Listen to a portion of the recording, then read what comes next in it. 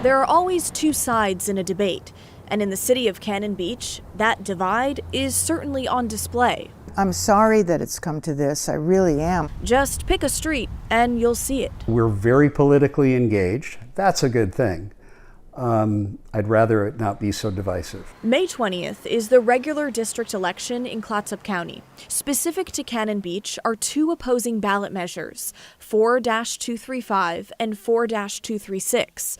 The first, 235, was a result of a citizen petition. It would require a public vote for all city projects over $6.5 million that are funded by non-emergency debts, bonds, or financing agreements. This ballot measure was, a response to city leaders not giving a vote to the projects that got proposed last summer.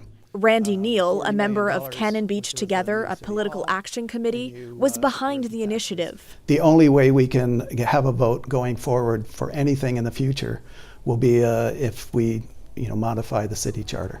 In response, City Council created a competing ballot measure, 4-236. It would allow Council to approve funding for large projects without a public vote, except when that funding would increase property taxes.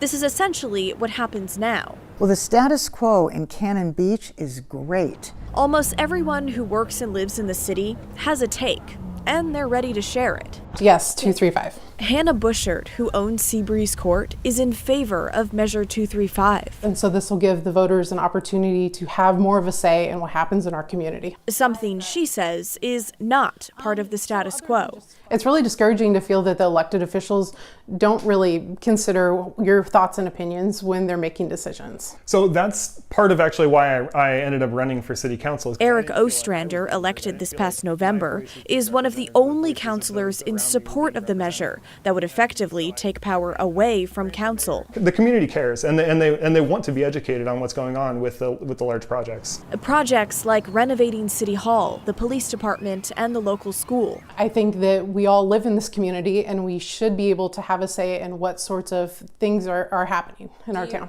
I think it's dangerous. Gary Hayes is among the city councilors against the push to require a public vote on spending for large projects. So I understand why people would feel that way, because it just seems, like a very democratic thing to do. But it can create unintended consequences. This is actually going to hamstring the city. Councilor Lisa Kerr believes a vote could take Cannon Beach out of the running for competitive grants. If you aren't ready to go when you get a grant, you can't tell your grantor, oh, sorry, we have to have an election before we can decide if we can accept this money. Because there's 20 other people behind you vying for that same grant. Elections in Cannon Beach are held 4 times a year and require 90 days notice. Some also require the city to pay election fees. I think that ballot measure 4-235 is a sheep in wolf's clothing. It's absolutely really bad for our city. Bob Attia, who's lived in Cannon Beach for 7 years, is especially concerned about an expensive project already in the works to safeguard the city's water supply in the event of a major natural disaster. That project could be at risk, he says, if Measure 235 passes and a public vote is required to fund it. We're not going to be able to get low-interest loans and grants for funding our big projects. We're going to be dead in the water.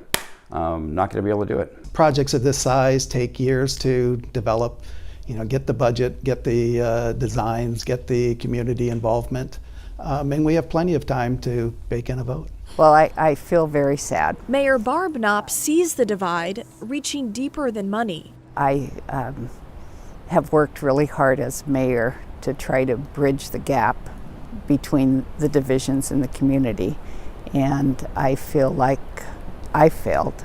Still, Mayor Knopp is against Measure 235, arguing that if asked to vote on funding for complex projects, residents won't be prepared. I don't think the average citizen has any idea how long it takes to make an informed decision on major city projects. If you're afraid to have somebody vote on it because you think they're not going to know what's going on, you just need to get out in the community and educate them.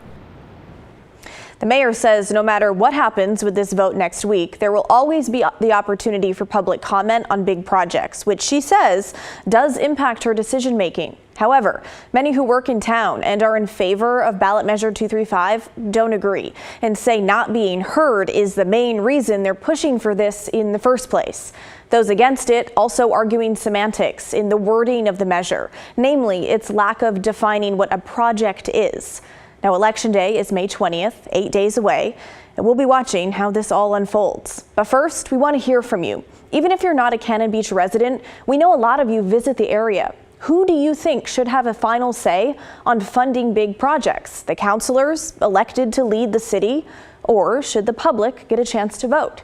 Email us at thestory@kgw.com or call and leave a voicemail 503-226-5090.